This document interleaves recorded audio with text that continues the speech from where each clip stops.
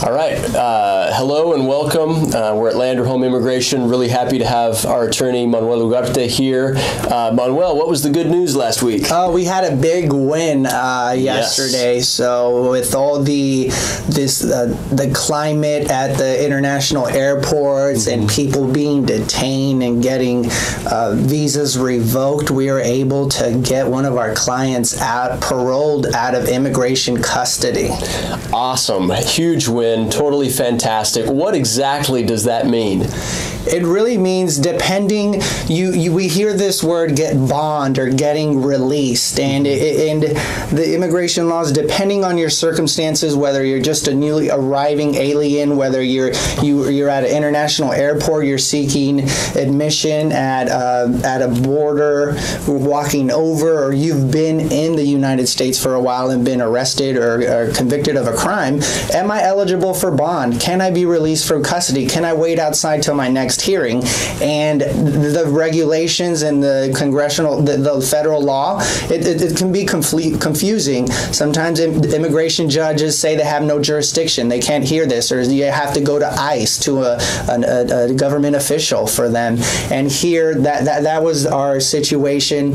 A Central American client had his tourist visa revoked. He was detained, and the immigration judge said he couldn't touch it. He said, "There's nothing I can do." But Judge, I have a wonderful client who's here. He has a form of relief, and he's no harm to the community, and he will return for his court date. And he's never even broken any law at all regarding his visa or anything. No contact with the criminal system. Yep. And the judge said, "Counselor, I can't touch it. You have to file a petition with ICE." And given the current climate and on every circumstance is different, but we put together an application and got him paroled out. So he's out. He is with his family.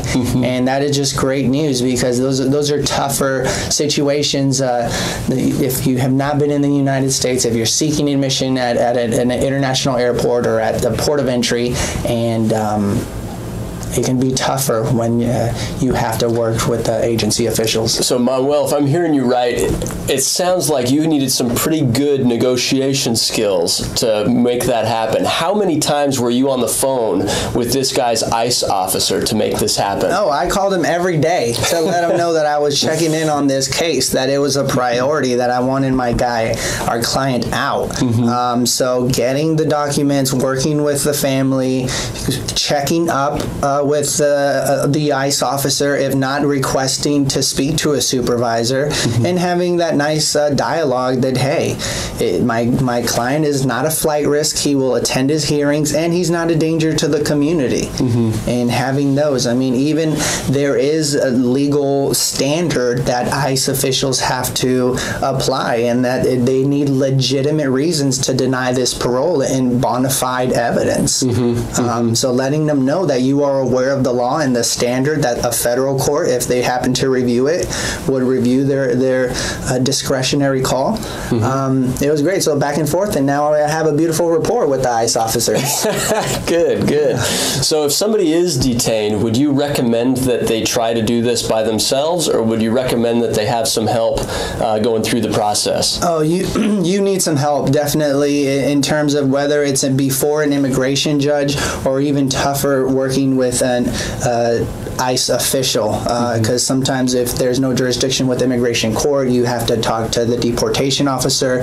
They have a wide authority, discretion, so negotiating with them and even getting a reasonable bond amount. I mean, they were throwing numbers like 25,000, and that is just ludicrous. Like, who was able to work that down to $10,000, which I think that is great. And every circumstance is different, but you need somebody to know that knows what they're doing, be able to negotiate, and can hold the agency accountable. Yep. Well, great work on that, and congrats to you, and congrats to our client. And if those who are watching know anyone who's in immigration detention, please contact our office or contact a lawyer lawyer who's good and who you trust very, very quickly, because these cases move fast, they're urgent, and you need somebody who can help you get your loved one out of there. So anyway, thank you very much. Thanks, Manuel. Thank you. All right. Gracias.